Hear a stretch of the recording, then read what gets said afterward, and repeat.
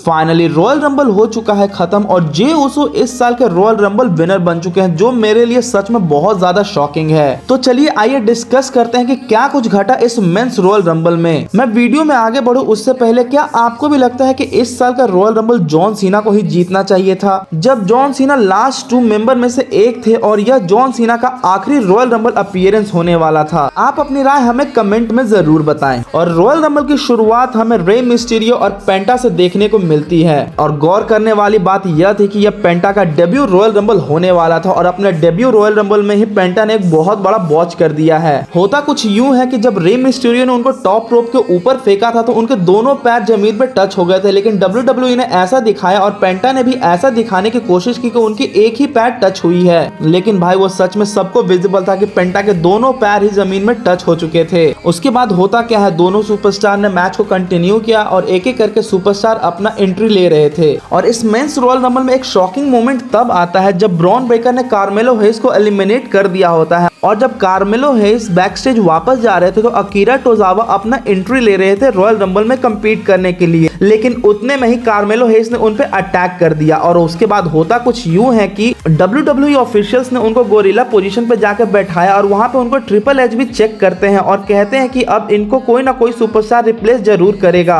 और मैंने यहाँ पे यह सोच लिया था कि WWE इस स्पॉट को लास्ट के लिए बचा के रखेगी द रॉक के रिटर्न को लेकर, लेकिन ऐसा कुछ भी नहीं होता। ट्रिपल एच उसी समय अनाउंस करते हैं कि अकीरा टोजावा को रिप्लेस आइशो स्पीड करने वाले थे, जो पीछे से अपना लाइव स्ट्रीम कर रहे थे। और भाई आइशो स्पीड को रॉयल रंबल में देख के मुझे तो मजा ही आ गया भाई, क्या वो उछल कूद कर रहे थे। और उन्होंने ब्रॉन ब्रेकर के साथ मिलकर एक एलिमिनेशन भी किया था, लेकिन उसके बाद क्या होना था, ब्रॉन ब्रेकर ने एक ब्रूटल सा स्पीयर लगाया और उनको एलिमिनेट कर दिया। उसके बाद हमें जेकब फाटू रॉयल रंबल में देखते हैं और आते ही लगातार उन्होंने 3 एलिमिनेशन कर दिए, चैट गेबल, अंड्राडे और रे मिस्टीरियो। और जैसा कि हम लोग एक्सपेक्ट कर रहे थे कि कोई ना कोई TNA का सुपरस्टार इस बार का रॉयल रंबल में कम्पीट जरूर करने वाला है और वैसा ही हमें देखने को मिलता है। जो हेनरी जो TNA के वर्ल्ड चैंपियन है, उन्होंने रॉयल रंबल में अपना डेब्यू भी किया, लेकिन वो रॉयल रंबल में ज्यादा कमाल नहीं दिखा पाए क्योंकि उसके बाद रोमन रेंस ने रॉयल रंबल में एंटर किया था 16th पोजीशन पे और एंट्री के बाद ही उन्होंने जॉय हेनरी को एलिमिनेट कर दिया। और भाई उसके बाद फाइनली हमें बहुत दिनों बाद AJ स्टाइल्स का रिटर्न देखने को मिला और जैसे ही उनका म्यूजिक हिट होता है ना भाई, मुझे तो लिटरली लग रहा था कि मैं बैक 2016 में जा चुका हूँ जब AJ स्टाइल्स ने अपना रॉयल रंबल में डेब्यू किया था। मुझे गूज बम्स आ गए थे भाई। उसके बाद हमें John Cena, CM Punk, Seth Rollins royal rumble में एंटर करते हुए दिखते हैं। भाई एक मोमेंट इस रॉयल रंबल में ऐसा बन गया था ना भाई, वहां मुझे बहुत ज्यादा गूज बम्स आ रहे थे। एक ही समय पर रिंग में John Cena, AJ Styles, CM Punk, Seth Rollins, Roman Reigns, Drew McIntyre और भाई उस समय जो एनर्जी था भाई क्राउड का, यार सच में अनबिलीवेबल था, वर्थ इट था भाई, वर्थ इट। उसके बाद हमें एलिमिनेशन देखने को मिलते हैं। जॉन सीना ने स्ट्रोमन और फिन बैलर को एलिमिनेट कर दिया होता है। फिर उसके बाद सभी सुपरस्टार एक दूसरे के साथ ब्रॉल करते हुए दिखते हैं और बाकी के पार्टिसिपेंट्स भी एक एक करके अपना मैच में एंट्री ले लेते हैं। और जब सारे सुपरस्टार एग्जॉस्ट होकर गिर चुके होते हैं तो रिंग में सिर्फ सेथ रॉलिंस और रोमन रेंस ही खड़े होते हैं। और भाई जो रोमन रेंस ने सेथ रॉलिंस को स्टेयर किया है, सच में वो रेसलमेनिया वाली वाइब आ रही थी मुझे। उसके बाद क्या होना था, ये दोनों आपस में ही ब्रॉल करने लग गए और ब्रॉल करते करते ये एक दूसरे को एलिमिनेट करने के लिए रिंग साइड पे पहुंच गए थे और उसी का फायदा उठा के CM पंक ने इन दोनों को एलिमिनेट कर दिया। और उसके बाद क्या होना था, CM पंक इस बात की खुशी ही मना रहे थे कि पीछे से लोगन पॉल ने भी उनको एलिमिनेट कर दिया। और उसके बाद जो फ्रस्ट्रेशन CM पंक, रोमन रेंस और सेथ रॉलिंस के चेहरे पर थी वो देखने लायक थी।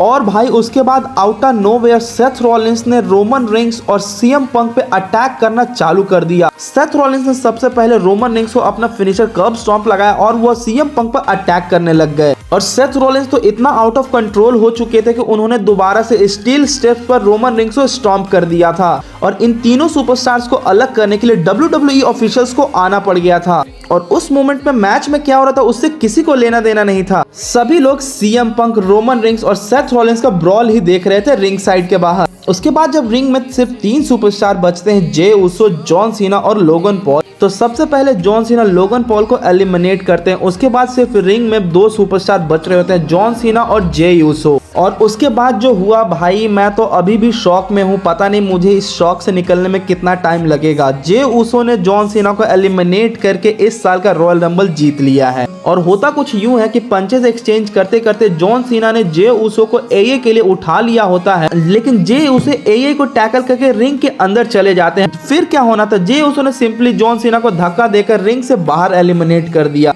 और भाई उस समय जॉन सीना का भी फेस देखने लायक था भाई, वो भी बिलीव नहीं कर पा रहे थे कि मैं इस मैच से एलिमिनेट हो चुका हूं। और जॉन सीना के साथ साथ पूरा WWE यूनिवर्स भी शॉक में था कि ये क्या हो गया, जॉन सीना रॉयल रंबल से एलिमिनेट हो गए। बाकी अब देखते हैं कि जब WWE ने जे उसो को रॉयल रंबल का विनर बनाया तो कुछ सोच समझ कर ही बनाया होगा, कुछ बड़े प्लान्स किए होंगे जे उसो को इस बार के रेसलमेनिया के लिए। बाकी भाई अभी भी मेरा पर्सनल ओपिनियन यही है कि इस साल का रॉयल रंबल तो जॉन सीना को ही जीतना चाहिए था, क्योंकि यह जॉन सीना का लास्ट रॉयल रंबल था। बाकी देखते हैं कि WWE ने जॉन सीना के लिए आगे क्या प्लान करके रखा है। तो भाइयों आपको क्या लगता है, क्या WWE ने जे उसो को रॉयल रंबल का विनर बनाकर सही किया? आप अपनी राय हमें कमेंट में जरूर बताएं।